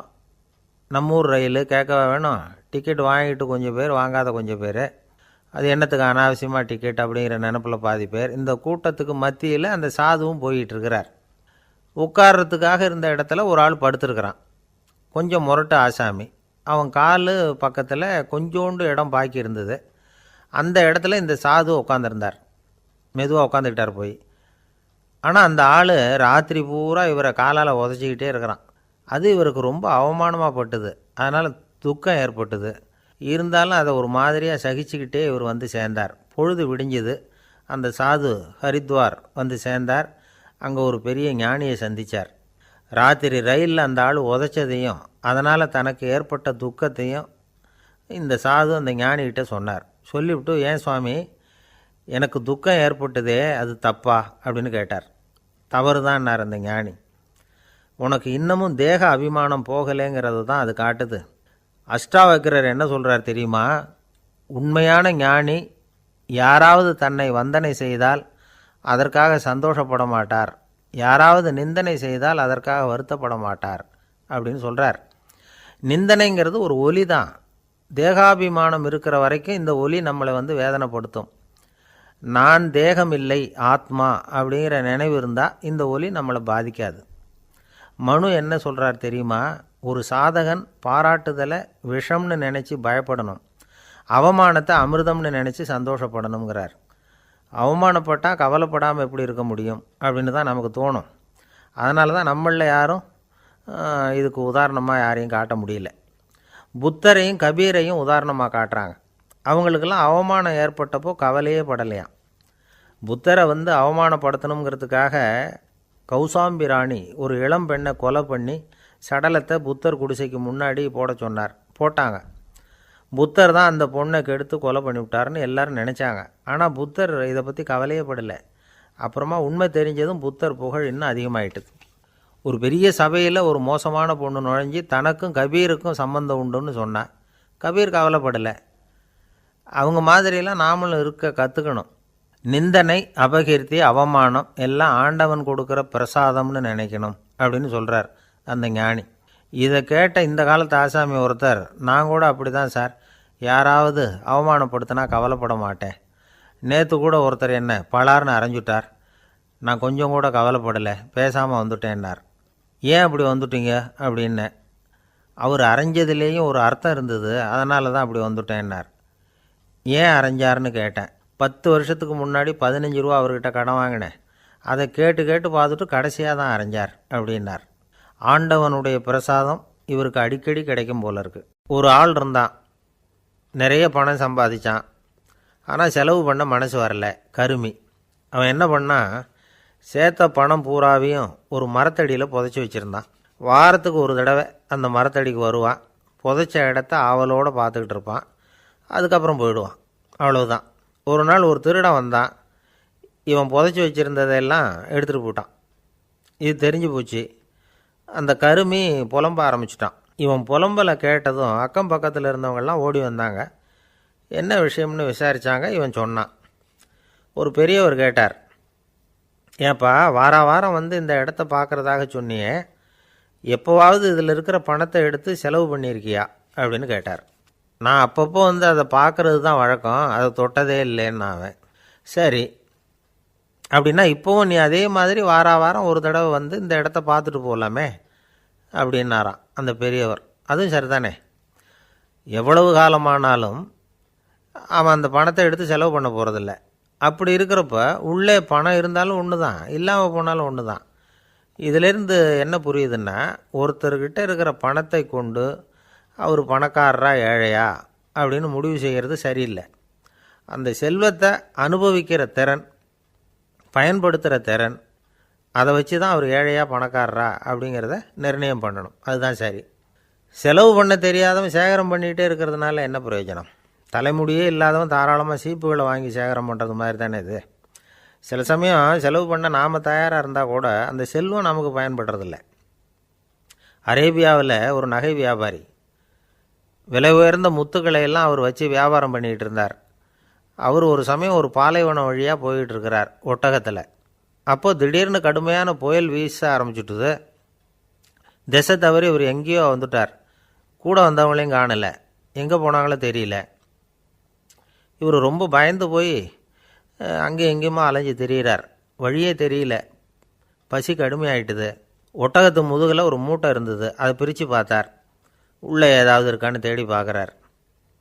அது வரைக்கும் கண்ணில் தட்டுப்படாத அபூர்வமான ஒரு பை கண்ணில் பட்டுது. ஆஹா, அதில் ஏதாவது சாப்பிட்றதுக்கு இருக்கும் அப்படின்னு நினச்சி ஆவலாக அதை பிரித்து பார்க்குறார். அந்த பையில் விலை உயர்ந்த முத்துக்கள் நிறைய இருந்துதான். அப்போ தான் அவர் நினச்சாராம், விலை உயர்ந்த முத்துக்கள் கூட சாப்பிட்றதுக்கு உணவாக முடியாது அப்படிங்கிறத புரிஞ்சுக்கிட்டாராம். எந்த நேரத்தில் எது நமக்கு தேவையோ அது நமக்கு தாராளமாக கிடைக்கணும். அப்படி அது கிடைக்கிறதுக்கு நம்மக்கிட்ட இருக்கிற செல்வம் பயன்படணும். அது நமக்கும் பயன்படலாம், நம்ம மூலமாக அடுத்தவங்களுக்கும் பயன்படலாம். அதுதான் செல்வத்தின் பயன். ஒரு மரத்தடியில் ஒருத்தன் உட்காந்து அழுதுகிட்டு இருந்தான். அந்த பக்கமாக வந்த இன்னொருத்தன் ஏப்பா அழுதுகிட்டு இருக்கிறேன்னு கேட்டான். இந்த இடத்துல தான் பூமிக்கு அடியில் பணம் இருக்குது, புதைச்ச இடம் தெரியல, அதான் அழறேன் அப்படின்னா. நல்லா ஞாபகப்படுத்தி பாரு, எந்த இடத்துல புதைச்ச அப்படின்னு கேட்டான் இவன்.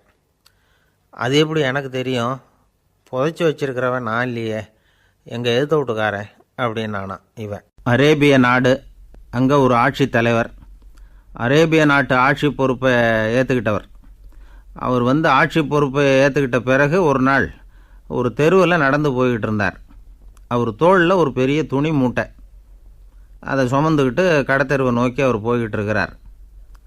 வழியில் அவரை சந்தித்தார் உமர். அவர் கேட்டார், கலீஃபா அவர்களே, எங்கே புறப்பட்டுட்டீங்க அப்படின்னு கேட்டார். கலீஃபான்னா ஆட்சித்தலைவர்னு அர்த்தம்.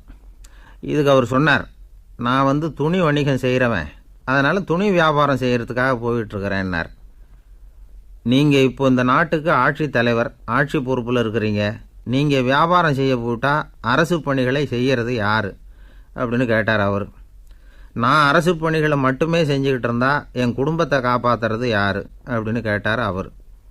இப்படி கேட்டவர் யார் தெரியுமா? அவர் தான் அபூபக்கர், இறை தூதர் முகமது அவர்களுக்கு பிறகு கலீஃபாவாக தேர்ந்தெடுக்கப்பட்டவர். அப்போலாம் ஆட்சி தலைவர்களுக்கு சம்பளம்னு எதுவும் கிடையாது. இந்த பிரச்சனையை எப்படி தீர்க்கிறதுன்னு யோசனை பண்ணார் உமர். அபு உபைதா அவர்கள்கிட்ட அழைச்சிட்டு போனார். அவர் யாருன்னா, அவர் தான் பொது நிதி கருவூலத்தின் பொறுப்பாளர். அவர்கிட்ட பிரச்சனையை சொன்னார். இது மாதிரி ஆட்சி தலைவருக்கு பொது நிதியிலிருந்து ஊதியம் அளிக்க முடியுமான்னு கேட்டார். பொது நிதி விதிகளின்படி அதுக்கு சாத்தியம் இல்லைன்னு சொல்லிவிட்டார் அவர். சரி, வேற ஏதாவது வழி இருக்குதான்னு கேட்டார் உமர். அபு உபைதா கொஞ்சம் யோசனை பண்ணி பார்த்தார். அப்புறமா சொன்னார், மக்காவிலிருந்து மதீனாவுக்கு குடிபெயர்ந்து வந்த அகதிகளுக்கு நிதி உதவி அளிக்கிறதுக்கு விதிகளில் இடம் இருக்குது. அப்படி பார்த்தா அபூபக்கரும் அகதி தானே, அதனால் எல்லா அகதிகளுக்கும் கொடுக்கறது மாதிரியே அவருக்கும் ஒரு தொகை அளிக்கலாம்னார். கலீஃபா அபூபக்கருக்கு இந்த அகதி உதவி தொகையைத்தான் கொடுத்துட்டு வந்தாங்களாம். குடும்ப செலவுக்கு அது போதுமானதாக இல்லை. இருந்தாலும் கலீஃபாங்கிறதுக்காக மற்ற அகதிகளை விட அதிகமாக தொகையை பெற அவர் விரும்பலை. மார்பு பக்கம் கிழிஞ்சிருந்த ஒரு மேலாடையை தான் அவர் அணிஞ்சிருந்தார். அவருடைய துணைவியார் அஸ்மா, அவங்க ஒரு நாள் தேன் அருந்து ஆசையாக இருக்குன்னாங்களாம். நமக்கு கிடைக்கிற ஊதியம் குடும்ப செலவுக்கே போதுமானதா இல்லையே, இந்த நிலையில் தேன் வாங்கிறதுக்கு காசுக்கு நான் எங்கே போவேன்ருக்கார் அவர். கொஞ்ச நாள் கழித்து அவங்க ஒரு தொகையை அவர்கிட்ட கொடுத்து தேன் வாங்கிட்டு வர சொன்னாங்களாம். இவருக்கு ஆச்சரியம், ஏது இந்த பணம்னு கேட்டிருக்காரு. நீங்கள் தினமும் குடும்ப செலவுக்காக கொடுத்துக்கிட்டு வந்த பணத்தில் கொஞ்சம் கொஞ்சமாக மிச்சப்படுத்தி வச்சேன்னாங்களாம். அபூபக்கர் அந்த பணத்தை எடுத்துக்கிட்டு நேராக பொது நிதி கருவூல பொறுப்பாளர்கிட்ட போனார். இந்த பணத்தை பொது நிதியில் சேர்த்துருங்க, இது அதிகப்படியாக எனக்கு தரப்பட்டு வந்த ஊதியம், அடுத்த மாதத்துலேருந்து இந்த தொகையை குறைச்சிங்கன்னு வேற சொல்லிவிட்டாராம். பசியை தணிக்க தேவையான அளவு உணவு, ஒரு ஜோடி உடை, இதை தவிர கூடுதலாக மக்கள் பொது நிதியிலிருந்து வாங்கிக்கிறதுக்கு என் குடும்பத்தாருக்கு உரிமை இல்லை அப்படின்னு சொல்லி கண்டிப்பாக சொல்லிவிட்டாராம். அவர் வாங்கிட்டு வந்த இந்த குறைந்த ஊதியம் கூட அவர் மனசை உறுத்திக்கிட்டே இருந்தது. கடைசி நேரம் அவர் தம்முடைய மகள் ஆயிஷா அவர்கள் அழைச்சார். மகளே, இதுவரைக்கும் பொது நிதியிலிருந்து நான் வாங்கிட்டு வந்த தொகை என்னுடைய இதயத்தில் பாரமாக அழுத்திக்கிட்டு இருக்கு. என் தோட்டத்தை விற்று அதில் வர்ற பணத்திலேருந்து நான் இதுவரைக்கும் வாங்கிட்டு வந்த ஊதிய தொகையை கணக்கு போட்டு பொது நிதியில் சேர்த்துவிடு அப்படின்னாராம். பதவி ஏற்கிறதுக்கு முன்னாடி தன்கிட்ட இருந்ததை விட இப்போ கூடுதலாக என்ன சொத்து இருக்குன்னு பார்த்துருக்கார். ஒரு ஒட்டகம், ஒரு கோப்பை, ஒரு பணியாள். இதையும் அடுத்தபடியாக கலீஃபாவா வர்றவர்கிட்ட ஒப்படைச்சிருங்க அப்படின்னு விட்டாராம். அதே மாதிரி அடுத்து வந்த உமர்கிட்ட ஒப்படைச்சாங்க. அப்போ உமர் சொன்னாராம், அபூபக்கரே, இந்த முன்மாதிரியால் உங்களுக்கு பிறகு இந்த ஆட்சி பொறுப்பை ஏற்கிறவர்களை பெரும் நெருக்கடிக்கு ஆளாகி விட்டீங்க அப்படின்னு சொல்லி ரொம்ப கண் கலங்கினாராம். கடைசியாக அபூபக்கர் தன்னுடைய குடும்பத்தாருக்கு விட்டு சென்ற சொத்து ஒரு படுக்கை விரிப்பு, ஒரு போர்வை, அவ்வளவுதான். இது சிந்திக்க வேண்டிய ஒரு செய்தி. ஒரு ஊரில் ஒரு மன்னர் இருந்தாராம்.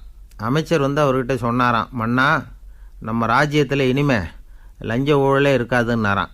ஆஹா, அப்படின்னா ஊழல் பேர் வழிகளையெல்லாம் நாடு கடத்தியாச்சா அப்படின்னு கேட்டிருக்காரு மன்னர். இதுக்கு அவர், அப்படி இல்லைங்க, இனிமே கொடுக்கறதுக்கு ஜனங்கள்கிட்ட பணமே இல்லை அப்படின்னாராம். 1816 வருஷம் செப்டம்பர் மாதம் 11 பிரான்ஸ் தேசத்தில் உள்ள ஒரு மருத்துவமனை. அங்கே ஒரு இளம் டாக்டர் கொஞ்ச நாளைக்கு முன்னாடி தான் அந்த ஆஸ்பத்திரியில் புதுசாக வேலைக்கு சேர்ந்துருக்கிறார். அவர் பேர் ரெனே லெனக். அவர் அன்னைக்கு காலையில் அந்த மருத்துவமனையில் அப்படியே ரவுண்ட்ஸ் வந்துக்கிட்டு இருக்கிறார். வார்டில் ஒரு படுக்கையில் ஒரு இளம்பெண் படுத்திருக்கிறா. அந்த பொண்ணுக்கு இருதய நோயாக இருக்கலாம்ங்கிறது மற்ற டாக்டர்கள் சந்தேகம். அந்த காலத்துல எல்லாம் ஒருத்தருடைய இருதய துடிப்பை தெரிஞ்சுக்கணும்னா நோயாளியின் மார்பில் டாக்டர் காதை வச்சு பார்த்து தான் தெரிஞ்சுக்கிறது வழக்கம். ஆனால் இந்த பெண்ணும் இளம்பெண், அந்த டாக்டரும் புதுசாக சேர்ந்துருக்கிறவர். அதனால் பரிசோதனை பண்ண தயங்கினார். கொஞ்ச நேரம் யோசனை பண்ணார். திடீர்னு ஒரு ஞாபகம் வந்தது அவருக்கு. அதாவது அன்றைக்கி விடியற் காலையில் தோட்டத்தில் அப்படி வாக்கிங் போயிட்டு இருந்தப்போ சின்ன பசங்கள்லாம் ஒரு மரக்கட்டையை வச்சு விளையாடிக்கிட்டு இருந்தாங்களாம். அதை இவர் பார்த்துருக்கிறார்.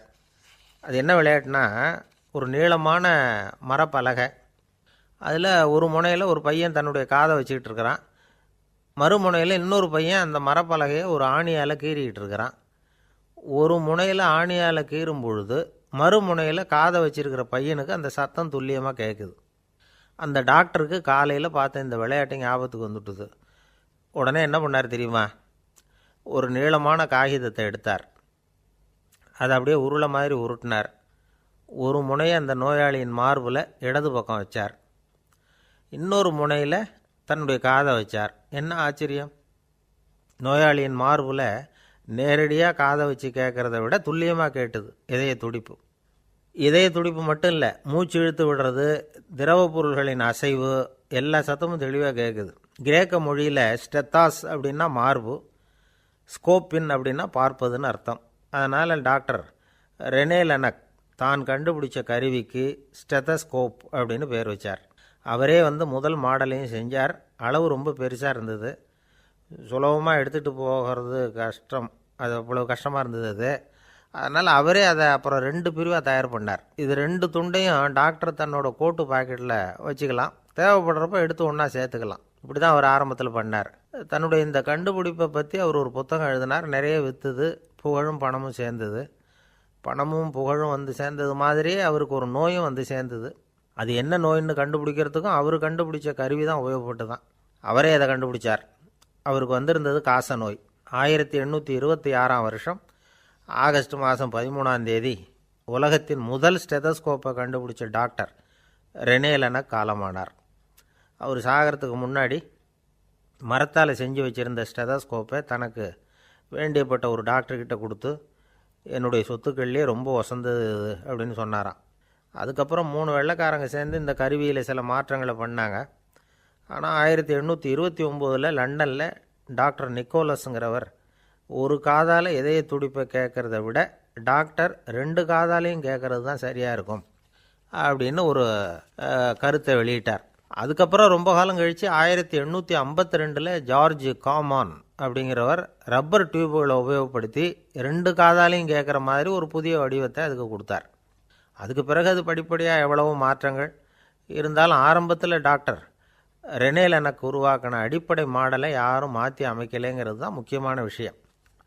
நமக்கு தெரிஞ்ச ஒரு ஆஸ்பத்திரி, அதில் ஒரு நோயாளி, காலை நேரத்தில் நர்ஸு அந்த பக்கமாக போயிட்டு இருந்தாங்க. அதை பார்த்துட்டு ஒரு நர்ஸுன்னு கத்துறார். நர்ஸு அவசரமாக ஓடி என்ன விஷயம்னு கேட்டாங்க. சிஸ்டர், இங்கே பாருங்கள், உங்கள் டாக்டரை என் நெஞ்சில் அவர் காதை வச்சு கேட்டுக்கிட்டு இருக்கிறார் அப்படின்னார் நோயாளி.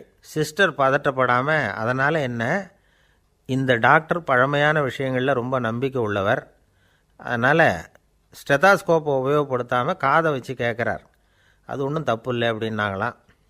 ஐயோ, அதுக்காக இல்லை சிஸ்டர், இவர் என் நெஞ்சு மேலே தலையை வச்சது நேற்று ராத்திரி 9 மணி, இப்போ விடிஞ்சு போச்சு, இன்னமும் தலையை எடுக்கவே இல்லை, அதுக்காக தான் சந்தேகப்பட்டு உங்களை கூப்பிட்றேன் அப்படின்னாராம். இந்த உலகமே ஒரு நாடக மேடை, நாம் எல்லாரும் நடிகர்கள். இது ஞானிகள் சொல்கிறது. இது ஒரு பக்கம் இருக்கட்டும். இந்த உலகத்துக்குள்ளே எத்தனையோ நாடக மேடைகள், எத்தனையோ நடிகர்கள், எத்தனையோ நாடகங்கள், இதெல்லாம் எப்படி ஆரம்பமாச்சு? அதுதான் இன்றைக்கி தகவல். அதாவது ஆதி மனிதன் பேச ஆரம்பிக்கிறதுக்கு முன்னாடி சைகையாலேயே எல்லாத்தையும் சொல்லிகிட்டு இருந்தான். அதனால் அப்போவே நடிப்பு ஆரம்பமாயிட்டுது. முதல்ல ஒரு வேட்டையைத்தான் அவன் நடித்து காட்டியிருப்பான்.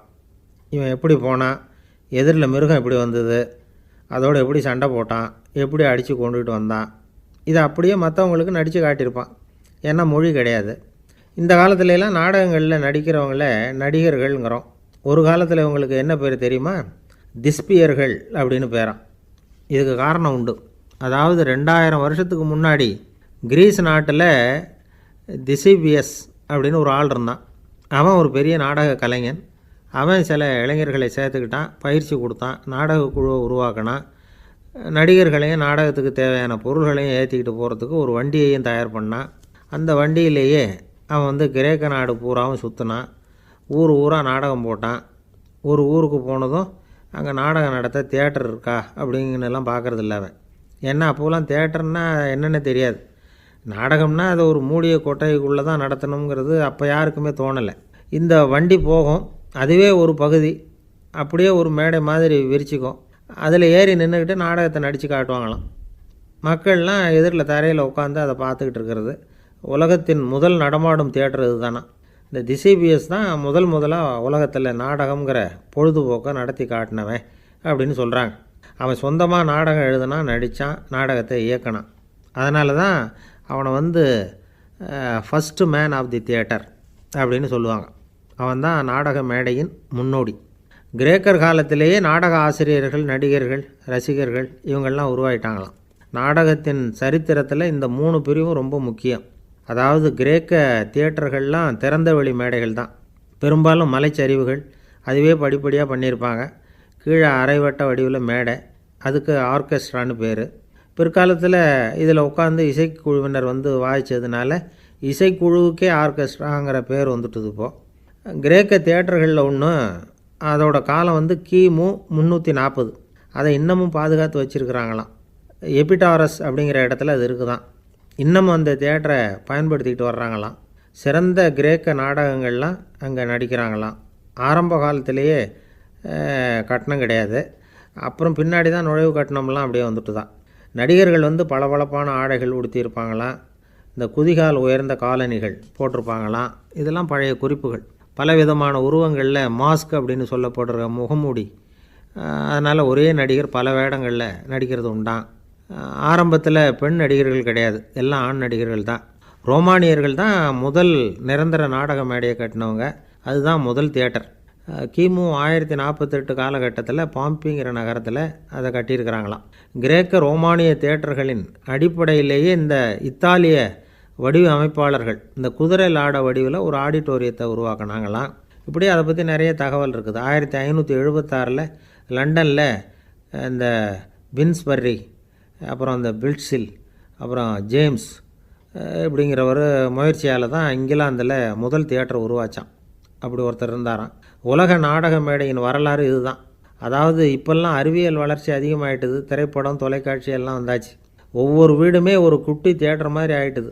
தொலைக்காட்சி முன்னாடி உட்காந்து எழுந்திருக்கவே மனசு வர்றதில்லை. ஒரு அம்மா ஒரு மனோதத்துவ டாக்டரை தேடிட்டு வந்தாங்களாம் இந்த காலத்தில். டாக்டர், எங்கள் வீட்டுக்காரர் எப்போ பார்த்தாலும் டிவி முன்னாடி உட்காந்துக்கிட்டு அதையே வெறிச்சு பார்த்துக்கிட்டு இருக்கிறார், உத்து பார்த்துக்கிட்டு இருக்கார், எனக்கு சந்தேகமாக இருக்குன்னாங்களாம்.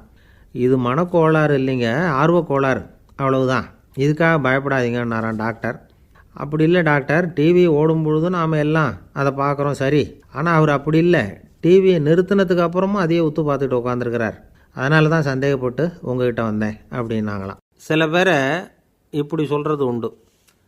அடுத்தவங்களை அனுசரித்து நடந்துக்க தெரியல, அவன் என்ன சார் மனுஷன் அப்படிம்பாங்க.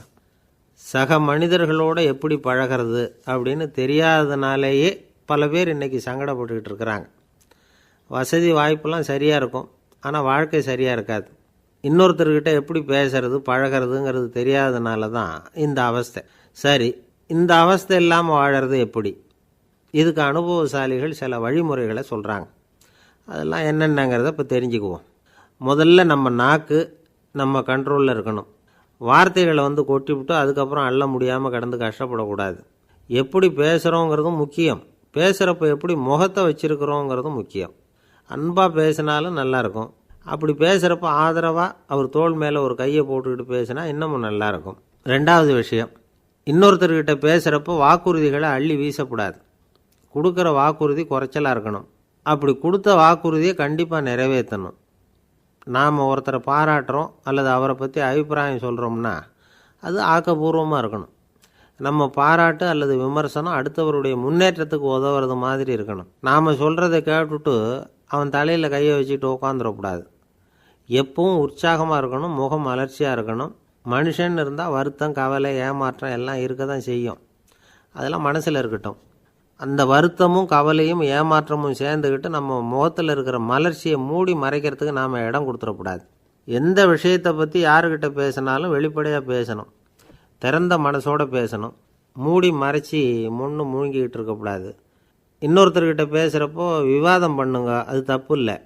ஆனால் வாதாடிக்கிட்டு இருக்கக்கூடாது.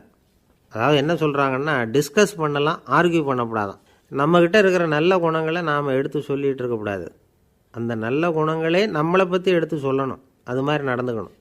அதே மாதிரி அடுத்தவங்க கிட்ட உள்ள கெட்ட குணங்களை பற்றி அவசியம் இல்லாமல் நாம் பேச வேண்டியதில்லை. உங்களை பற்றி யாராவது தப்பாக பேசுகிறாங்களா, அப்படி அவங்க பேசுகிறதுல உண்மை இல்லையா அப்படின்னா அதை நீங்கள் பொருட்படுத்த வேண்டியதில்லை, விட்டுடலாம். அது தானாக போயிடும். ஒரு 4-5 பேரோட பேசிக்கிட்டு இருந்தீங்கன்னா எல்லாருக்கும் முக்கியத்துவம் கொடுங்க. யாரையும் அலட்சியப்படுத்தாதீங்க. தமாஷா பேசலாம். ஆனால் அவங்க தமாஷ் அடுத்தவங்களை கேலி பண்ணுறதா இருக்கக்கூடாது. நமக்கு கிடைக்க வேண்டியது கிடைக்கலையே அப்படிங்கிற தவிப்பு நம்மக்கிட்ட இருக்கக்கூடாது. அது தேவையில்லை. உங்கள் செயல்பாடுகள் தெளிவாக இருக்கட்டும். பாராட்டு தானாக அவங்கள தேடிட்டு வரும். இன்னொரு மனுஷனுடைய மனசில் கௌரவமான ஒரு இடத்த பிடிக்கணும்னா நாம் இந்த குணத்தையெல்லாம் நம்மக்கிட்ட வளர்த்துக்கணும். இதெல்லாம் அனுபவசாலிகள் சொல்லியிருக்கிற குறிப்புகள். இந்த குறிப்புகளை சரியாக புரிஞ்சுக்கணும். அது முக்கியம். தப்பாக புரிஞ்சுக்கிட்டா என்ன ஆகும் தெரியுமா? இதை கேளுங்க. ஒருத்தர் வந்தார். சார், அடுத்தவங்க தோள் மேலே கையை போட்டுக்கிட்டு அன்பாக பேசணும்னு சொன்னீங்க. அப்படி தான் பேசினேன். அவர் முதுகை கூட தட்டி கொடுத்தேன். என் வேலை